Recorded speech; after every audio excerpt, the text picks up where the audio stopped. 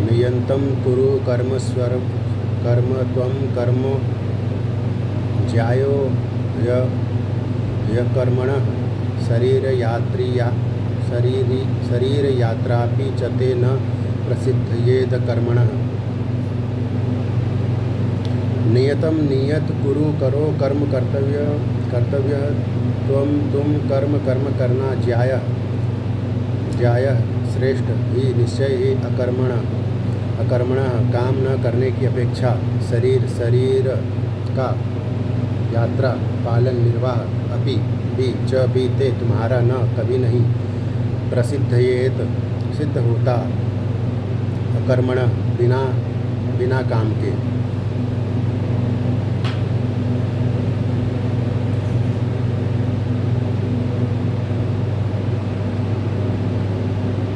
अपना नियत कर्म करो क्योंकि कर्म न करने की अपेक्षा कर्म करना श्रेष्ठ है। कर्म न करने की अपेक्षा कर्म करना श्रेष्ठ है। कर्म के बिना तो शरीर निर्वाह भी नहीं हो सकता। तात्पर्य ऐसे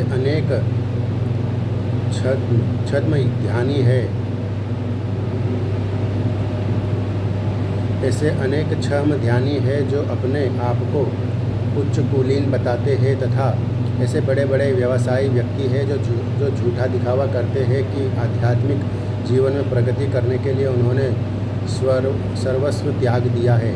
श्री कृष्ण यह नहीं चाहते कि अर्जुन मिथ्याचारी बने, अपितु वे चाहते थे कि अर्जुन क्षत्रियों के लिए निर्दिष्ट धर्म का पालन करे। अर्जुन गृहस्थ था और एक सेना नायक था, अतः उसके लिए श्रेयस्कर था कि वह उसी रूप में गृहस्थ क्षत्रिय के लिए निर्दिष्ट धार्मिक कर्तव्यों का पालन करे। ऐसे कार्यों से संसारी मनुष्य का हृदय क्रमशः विमल हो जाता है और वह भौतिक कल्मश से मुक्त हो जाता है। देह निर्वाह के लिए किए गए तथाकथित त्याग संन्यास का अनुमोदन न तो भगवान करते हैं और न कोई धर्मशास्त्र ही।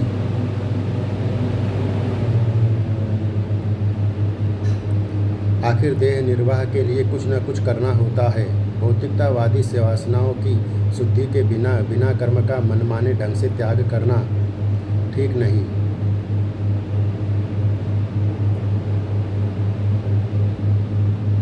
जगत का प्रत्येक व्यक्ति निश्चय ही प्रकृति और प्रभुत्व जताने के लिए अर्थात इंद्रिय तृप्ति के लिए मलिन प्रवृत्ति से ग्रस्त रहता है। ऐसी दूषित प्रवृत्तियों को शुद्ध करने की आवश्यकता है। नियत कर्मों द्वारा ऐसा किए बिना मनुष्य को चाहिए कि तथाकथित अध्यात्मवादी योगी बनने तथा सारा काम छोड़कर अन्यों पर जीवित रहने का प्रयास न करें। यज्ञार्थकर्मणोऽन्यत्र लोकोऽयं कर्मबन्धनः तदर्थ कर्म कौन्तेय मुक्त संग समाचार।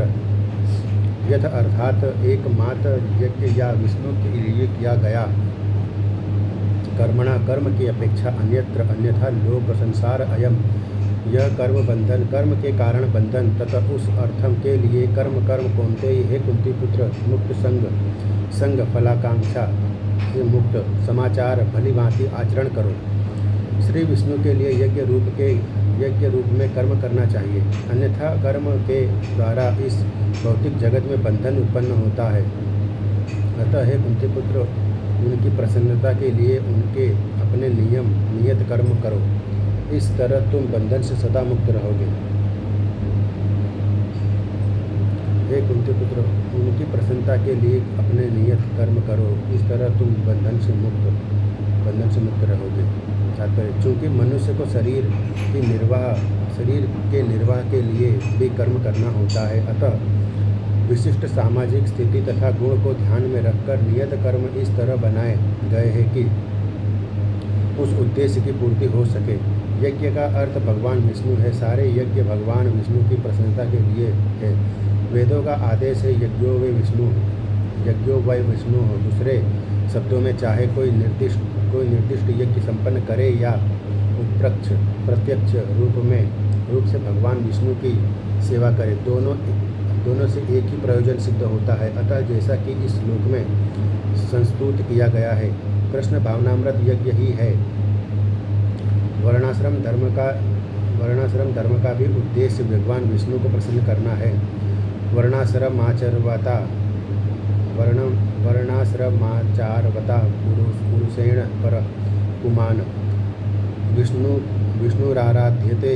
विष्णु पुराण 3.8.8। अतः भगवान विष्णु के प्रसन्नता के लिए कर्म करना चाहिए। इस जगत में किया जाने वाला अन्य कोई कर्म बंधन का कारण होगा, क्योंकि अच्छे तथा बुरे कर्मों के फल होते हैं और कोई भी फल कर्म करने वाले को बांध लेता है। अतः कृष्ण विष्णु को प्रसन्न करने के लिए कृष्ण भावना भावित होना होगा, और जब कोई ऐसा कर्म करता है तो वह मुक्त दशा को प्राप्त करता है। यही महान कर्म कौशल है, और प्रारंभ में इस विधि में अत्यंत कुशल मार्गदर्शन की आवश्यकता होती है। अतः भगवत भक्त के निर्देशन में या साक्षात भगवान विष्णु के प्रत्यक्ष आदेश के अंतर्गत, जिनके अधीन अर्जुन को कर्म करने का अवसर मिला था, मनुष्य को परिश्रम पूर्वक कर्म करना चाहिए। इंद्रिय तृप्ति के लिए कुछ भी नहीं किया जाना चाहिए, अपितु हर कार्य कृष्ण की प्रसन्नता तुष्टि के लिए होना चाहिए। इस विधि से न केवल कर्म के बंधन से बचा जा सकता है, अपितु इससे मनुष्य को क्रमशः भगवान की वह प्रेमा भक्ति प्राप्त हो सकेगी जो भगवत धाम में ले जाने वाली है। सहयज्ञा प्रजा स्रष्टा पुरोवाच प्रजापति अनेन प्रसिष्यध्वमेश वो स्तिवष्टकामधूप।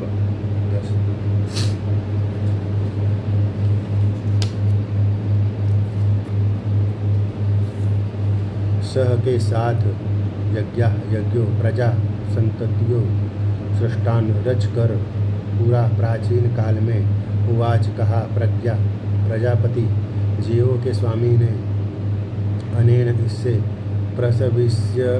प्रसविष्यध्वम अधिकाधिक समृद्ध हो, ऐसा यह वह तुम्हारा अस्तु हो इष्ट समस्त वांछित वस्तुओं का कामधूक प्रदाता। सृष्टि के प्रारंभ में समस्त प्राणियों के स्वामी प्रजापति ने विष्णु के लिए यज्ञ सहित मनुष्यों को देवता की संततियों को रचा और उनसे कहा, तुम इस यज्ञ से सुखी रहो, क्योंकि इसके करने से तुम्हें सुखपूर्वक रहने तथा मुक्ति प्राप्त करने के लिए समस्त वांछित वस्तुएं प्राप्त हो सकेंगी। सृष्टि के प्रारंभ में समस्त प्राणियों के स्वामी प्रजापति विष्णु के लिए यज्ञ सहित मनुष्य तथा देवताओं की संततियों को रचा और उनसे कहा, तुम इस यज्ञ से सुखी रहो, क्योंकि इसके करने से तुम्हें सुखपूर्वक करने तथा मुक्ति प्राप्त करने के लिए समस्त वांछित वस्तुएं प्राप्त हो सकेंगी। तात्पर्य: प्राणियों के स्वामी विष्णु द्वारा भौतिक सृष्टि की रचना बद्ध जीवों के लिए भगवत धाम वापस जाने का सुअवसर है।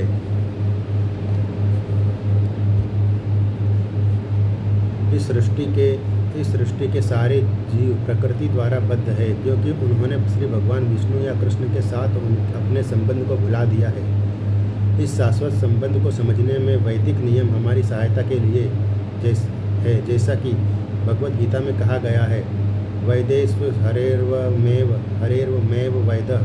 भगवान का कथन है कि वेदों का उद्देश्य मुझे समझना है। वैदिक स्तुतियों में कहा गया है, पतिम विश्वस्यात्मेश्वरम। अतः जीवों के स्वामी प्रजापति श्री भगवान विष्णु है। श्रीमद् भागवत में भी 2.4.20 में कहा गया है, श्री सुखदेव गोस्वामी ने भगवान को अनेक रूपों में पति कहा है। श्रिय पतिर्यज्ञपतिः प्रजापतिर्धियः प्रजापतिर्धियां पतिर्लोकपतिर्धरापति पतिर्गतिश्चान्धकवृष्णिसात्वतां प्रसीदतां मे भगवान संतां पति। प्रजापति को भगवान विष्णु है, प्रजापति तो भगवान विष्णु है और वे समस्त प्राणियों के, समस्त लोगों के तथा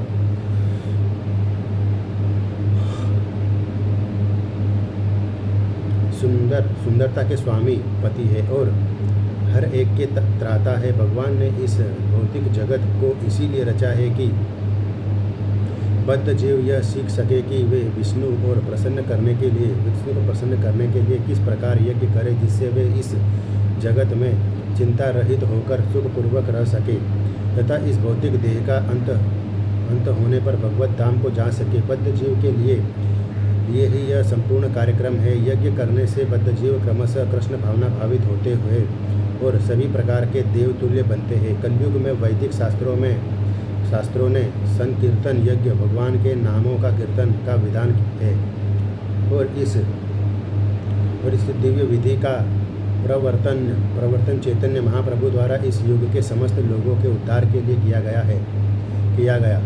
संकीर्तन यज्ञ तथा कृष्ण भावनामृत में अच्छा तालमेल है। श्रीमद् भागवत 11.5.32 में कहा गया है कि संकीर्तन यज्ञ के विशेष प्रसंग में भगवान कृष्ण का अपने भक्त रूप चैतन्य महाप्रभु रूप में निम्न प्रकार से उल्लेख हुआ है। कृष्णवर्णम द्विषा कृष्णम सांगो पांडात्र पार्षदम यज्ञे सत्कीर्तन प्रायाये जयंती ही सुमेधसः।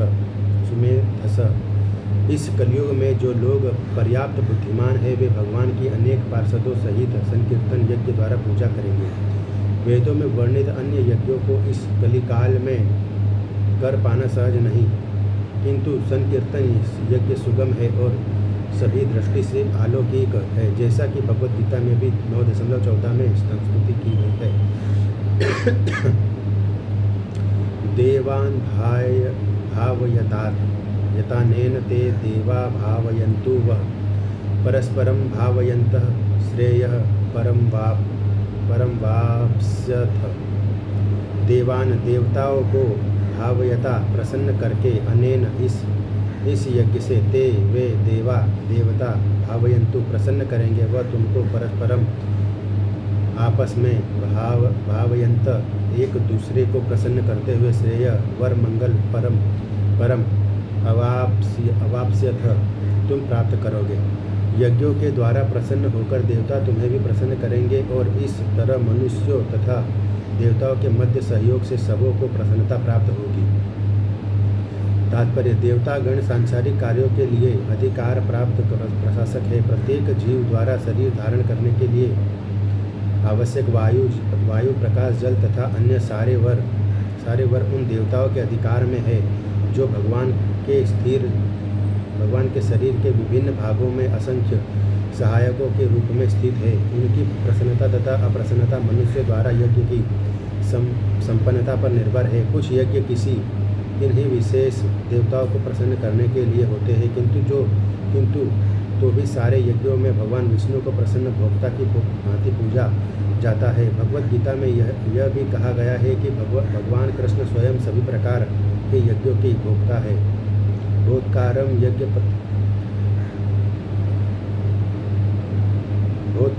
यज्ञ तपसाम। अतः समस्त यज्ञों का मुख्य प्रयोजन यज्ञपति को प्रसन्न करना है। जब ये यज्ञ सुचारू रूप से संपन्न किए जाते हैं तो विभिन्न विभागों के अधिकारी देवता प्रसन्न होते हैं और प्राकृतिक पदार्थों का अभाव नहीं रहता। यज्ञों को संपन्न करने से अन्य लाभ भी होते हैं, जिनसे अनंत भवबंधन से मुक्ति मिल जाती है। यज्ञ से सारे कर्म पवित्र हो जाते हैं, जैसा कि वेद वचन है। आहार शुद्धो सत्वशुद्धो ध्रुवा स्मृति लंबे ग्रंथिना विप्रमोक्षम। यज्ञ से मनुष्य के खाद्य पदार्थ शुद्ध होते हैं और यज्ञ भोजन करने से मनुष्य जीवन शुद्ध हो जाता है। जीवन शुद्ध होने से स्मृति के सूक्ष्म तंतु शुद्ध होते हैं और स्मृति तंतुओं के शुद्ध होने पर मनुष्य मुक्ति मार्ग का चिंतन कर सकता है और ये सब मिलकर कृष्ण भावनामृत तक पहुँचाते हैं, जो आज के समाज के लिए सर्वाधिक आवश्यक है।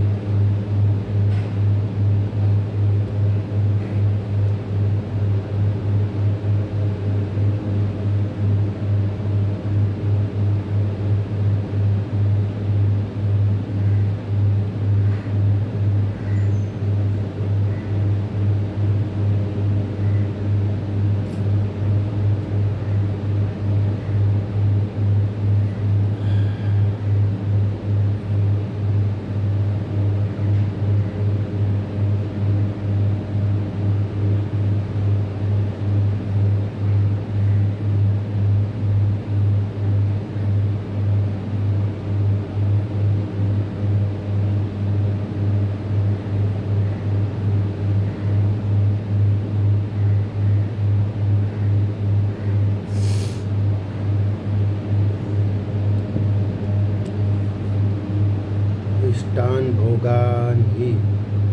भोगान ही वो देवा दास्यन्ते यज्ञ भावितः तेर्दतान प्रदायेभ्यो यो भुक्तेम स्तेन एव स।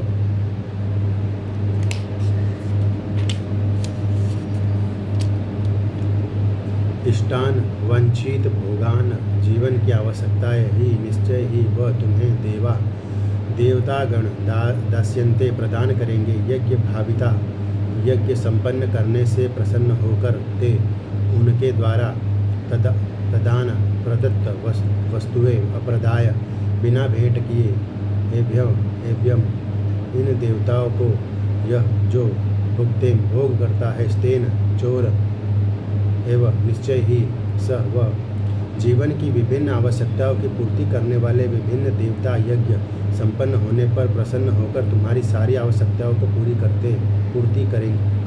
पूर्ति करेंगे।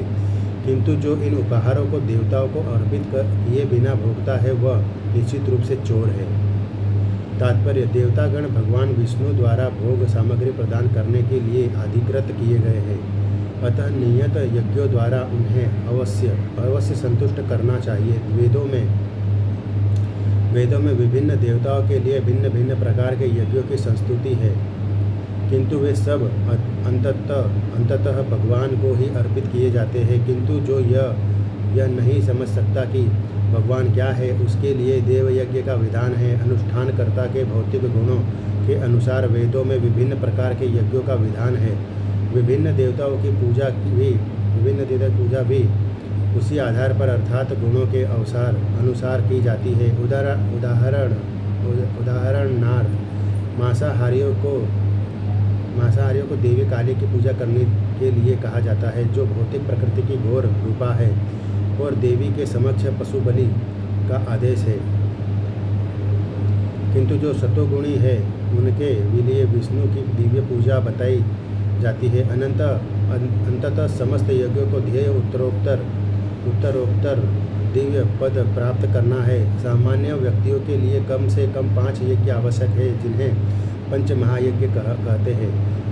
किंतु मनुष्य को यह जानना चाहिए कि जीवन की सारी आवश्यकताएं भगवान के देवता प्रतिनिधियों द्वारा ही पूरी की जाती है, कोई कुछ बना नहीं सकता। उदाहरणार्थ मानव समाज के भोज्य पदार्थों को ले। इन भोज्य पदार्थों में शाकाहारियों के लिए अन्न फल शाक दूध चीनी आदि है, तथा मांसाहारियों के लिए मांसादि, जिसमें से कोई भी पदार्थ मनुष्य नहीं बना सकता। एक और उदाहरण ले तथा उष्मा प्रकाश जल वायु आदि को जीवन के लिए आवश्यक है। इनमें से किसी को बनाया नहीं जा सकता। परमेश्वर के बिना न तो प्रचुर प्रकाश मिल सकता है, न चांदनी वर्षा या प्रातःकालीन समीर भी। इनके बिना मनुष्य जीवित नहीं रह सकता। स्पष्ट है कि हमारा जीवन भगवान द्वारा प्रदत्त वस्तुओं पर आश्रित है। यहाँ तक कि हमें अपने उत्पादन उद्यमों के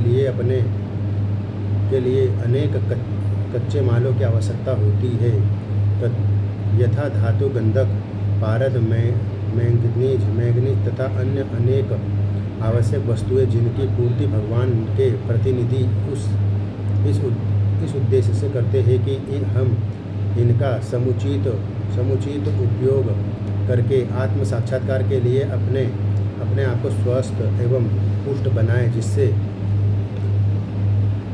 जीवन का चरम लक्ष्य अर्थात भौतिक जीवन संघर्ष से मुक्ति प्राप्त हो सके। यज्ञ संपन्न करने से मानव जीवन का यह लक्ष्य प्राप्त हो जाता है।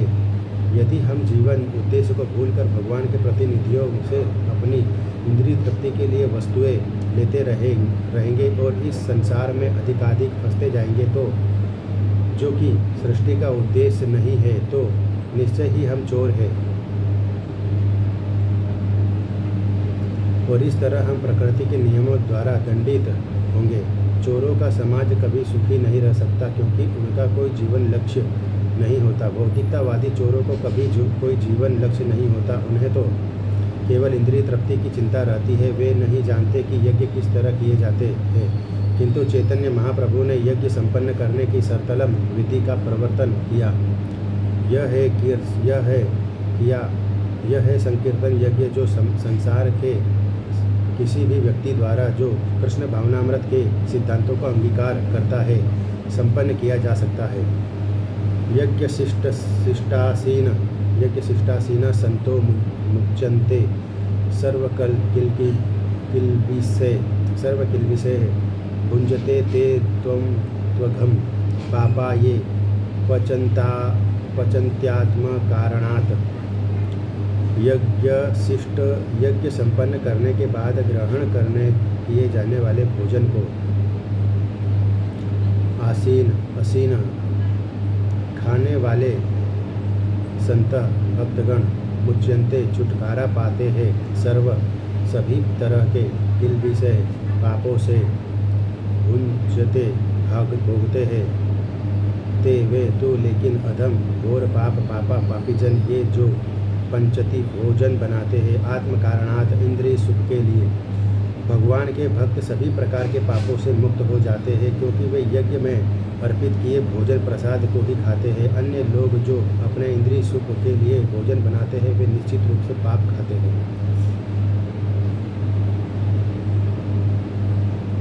तात्पर्य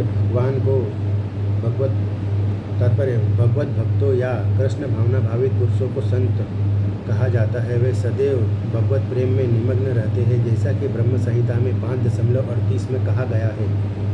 प्रेमांचन छु ऋत भक्ति विलोचनेन संतः सदैव हृदयेषु विलोकयन्ति। संतगण श्री भगवान गोविंद समस्त आनंद के दाता या मुकुंद मुक्ति के दाता या कृष्ण सबों को आकृष्ट करने वाले पुरुष के प्रगाढ़ प्रेम में मग्न रहने के कारण कोई भी वस्तु परम पुरुष को अर्पित किए बिना ग्रहण नहीं करते। फलतः ऐसे भक्त पृथक भक्ति साधनों के द्वारा यथा श्रवण कीर्तन स्मरण अर्चन आदि के द्वारा यज्ञ करते रहते हैं जिससे वे संसार की संपूर्ण पाप में संगति के कलमश से दूर रहते हैं। यह अन्य लोग जो अपने लिए या इंद्रिय तृप्ति के लिए भोजन बनाते हैं वे न केवल चोर है अपितु सभी प्रकार के पापों को खाने वाले हैं। जो व्यक्ति चोर तथा पापी दोनों हो भला वह किस तरह सुखी रह सकता है, यह संभव नहीं। अतः सभी प्रकार से सुखी रहने के लिए मनुष्य को पूर्ण कृष्ण भावनामृत में संकीर्तन यज्ञ करने की सरल विधि बताई जानी चाहिए, अन्यथा संसार में शांति या सुख नहीं हो सकता।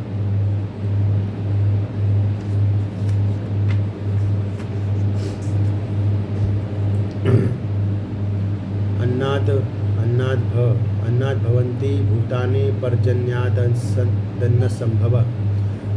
अज्ञात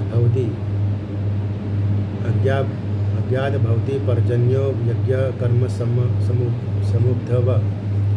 अन्नात् अन्न से भवन्ति उत्पन्न होते हैं भूतानि भौतिक शरीर। पर्जन्यात वर्षा से अन्न का संभवः उत्पादन। यज्ञात यज्ञ संपन्न करने से भवती संभव होती है पर्जन्य वर्षा। यज्ञ का संपन्न होना कर्म नियत कर्म कर्तव्य से समुद्भव उत्पन्न होता है। सारे प्राणी अन्न पर आश्रित है जो वर्षा से उत्पन्न होता है। वर्षा यज्ञ संपन्न करने से होती है और यज्ञ नियत कर्मों से उत्पन्न होता है।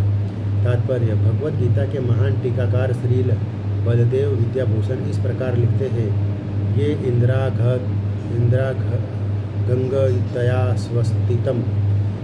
इंद्राघंगतया वस्थितं यज्ञं सर्वेश्वरं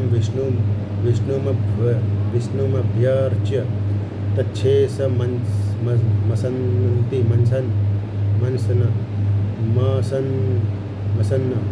मसन्नन्ति तेन तदेह यात्रां संपदायन्ति ते संतं सर्वेश्वरय यज्ञपुरुषस्य भक्ता सर्वकिल्बिषेर अनादिकाल विर्वस्थेर आत्मानुभव प्रतिबंधकैर्निखिलैः पापैर्विमुच्यन्ते। परमेश्वर जो यज्ञ पुरुष अथवा समस्त यज्ञों के भोक्ता कहलाते हैं, सभी देवताओं के स्वामी है और जिस प्रकार के अंगे पूरे शरीर की सेवा करते हैं, उसी तरह सारे देवता उनकी सेवा करते हैं। इंद्र, चंद्र तथा वरुण जैसे देवता भगवान द्वारा नियुक्त अधिकारी है जो सांसारिक कार्यों की देखरेख करते हैं। सारे वेद इन देवताओं को प्रसन्न करने के लिए यज्ञों का निर्देश करते हैं, जिससे वे अन्न उत्पादन के लिए प्रचुर वायु, प्रकाश तथा जल प्रदान करें। जब कृष्ण की पूजा की जाती है तो उनके अंग स्वरूप देवताओं को भी स्वतः पूजा हो जाती है, अतः देवताओं की अलग से पूजा करने की आवश्यकता नहीं होती। इसी हेतु कृष्ण भावना भावित भगवत भक्त सर्वप्रथम कृष्ण को भोजन अर्पित करते हैं और तब खाते हैं। ऐसी विधि है जिससे शरीर का आध्यात्मिक पोषण होता है। ऐसा करने से न केवल शरीर के विगत पापमय कर्मफल नष्ट होते हैं, अपितु शरीर प्रकृति के समस्त कल्मशों से निरापद हो जाता है। जब कोई छूत का रोग फैलता है तो इसके आक्रमण से बचने के लिए रोगाणुरोधी टीका लगाया जाता है। इसी प्रकार भगवान विष्णु को अर्पित करके ग्रहण किया जाने वाला भोजन हमें भौतिक संदूषण से निरापद बनाता है, और जो इस विधि का अभ्यस्त है वह भगवत भक्त कहलाता है। अतः कृष्ण भावना भावित व्यक्ति जो केवल कृष्ण को अर्पित किया गया भोजन करता है, वह उन समस्त विगत भौतिक दूषणों के फलों का सामना करने में समर्थ होता है जो आत्म साक्षात्कार के मार्ग में बाधक बनते हैं।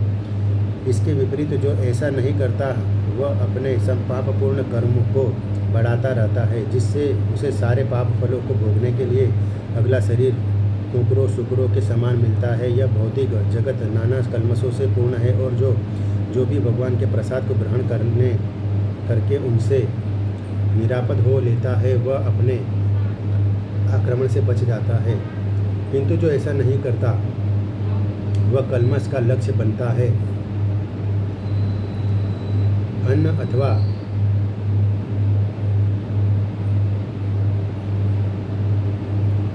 अथवा साग वास्तव में खाद है। मनुष्य विभिन्न प्रकार के अन्न, साग, फल आदि खाते हैं, जबकि पशु इन पदार्थों के उच्छिष्ट खाते हैं। जो मनुष्य मांस खाने के अभ्यस्त है उन्हें भी शोक साग का उत्पादन पर निर्भर रहना पड़ता है, क्योंकि पशु शाक ही खाते हैं। अतएव हमें अंततोगत्वा खेतों के उत्पादन पर ही आश्रित रहना है, बड़ी बड़ी फैक्ट्रियों के उत्पादन पर नहीं।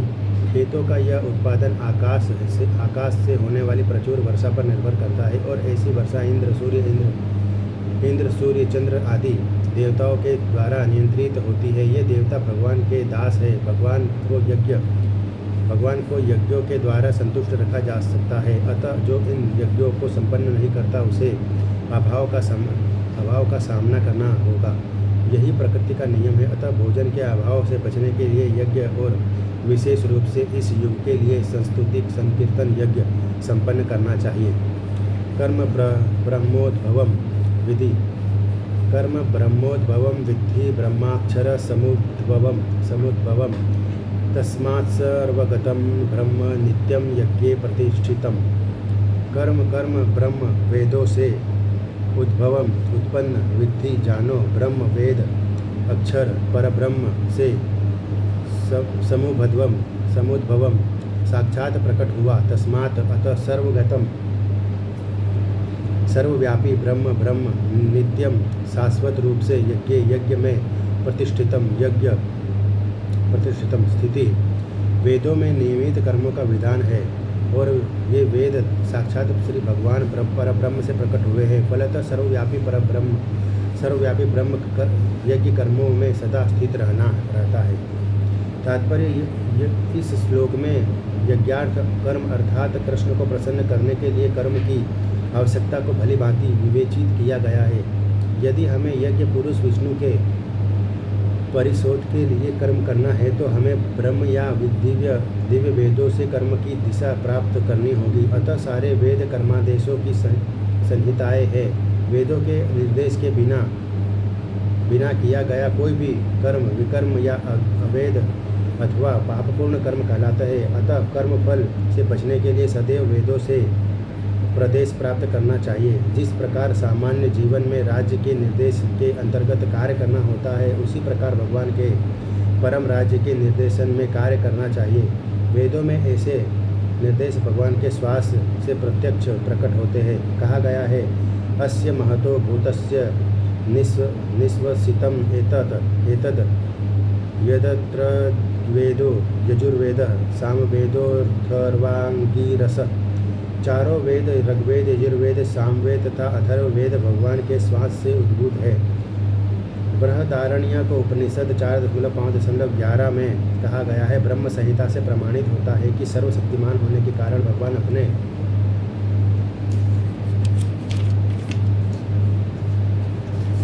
अपने श्वास के द्वारा बोल सकते हैं। अपनी प्रत्यक्ष इंद्रियों के द्वारा अन्य समस्त इंद्रियों के कार्य संपन्न कर सकते हैं। दूसरे शब्दों में भगवान अपने निश्वास के द्वारा बोल सकते हैं और वे अपने नेत्रों से गर्भाधान कर सकते हैं। वस्तुतः यह कहा जाता है कि उन्होंने प्रकृति पर दृष्टिपात किया और समस्त जीवों को गर्भस्थ किया। इस तरह प्रकृति के गर्भ में बद्ध जीवों को प्रविष्ट करने के पश्चात उन्होंने उन्हें वैदिक ज्ञान के रूप में आदेश दिया, जिससे वे भगवत धाम वापस जा सके। हमें यह सदैव स्मरण रहना चाहिए कि प्रकृति में सारे बद्ध जीव भौतिक भोग के लिए इच्छुक रहते हैं, किंतु वैदिक आदेश इस प्रकार बनाए गए हैं कि मनुष्य अपनी विकृत इच्छाओं की पूर्ति कर सकता है और तथाकथित सुख भोग पूरा करके भगवान के पास लौट सकता है। बद्ध जीवों के लिए मुक्ति प्राप्त करने का यह सुनहरा अवसर होता है। अतः उन्हें चाहिए कि कृष्ण भावना भावित होकर यज्ञ विधि का पालन करें, यहाँ तक कि जो वैदिक आदेशों का पालन नहीं करते वे भी कृष्ण भावनामृत के सिद्धांतों को ग्रहण कर सकते हैं, जिससे वैदिक यज्ञों या कर्मों की पूर्ति हो जाएगी।